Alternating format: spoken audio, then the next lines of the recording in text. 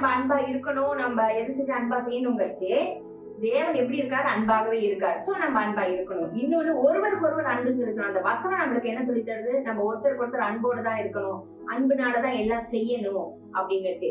நம்ம அன்பு இல்லாம செய்யச்சு என்ன பண்ணுவோம்? நம்ம தேவனை அறியாத பிள்ளைகளா மாறிடும், தேவனுக்கு அகேன்ஸ்டா மாறிடும். அதனாலதான் இந்த இடத்துல 1 யோவான் 4:7 பாக்கச்சு தேவன் அன்பா இருக்கிறார், மத்த ஜனங்கள் கிட்ட நம்ம அன்பு காமிக்கணும் இருக்கு. இது 4:8 பாக்கச்சு அன்பு இல்லாதவன் தேவனுக்கு பிரியமாவே இருக்க முடியாது. தேவனுக்கு பிரியமா நம்ம நடக்கலங்கச்சு அவரோட வழியில நம்ம ஃபாலோ பண்ணல. we are against God.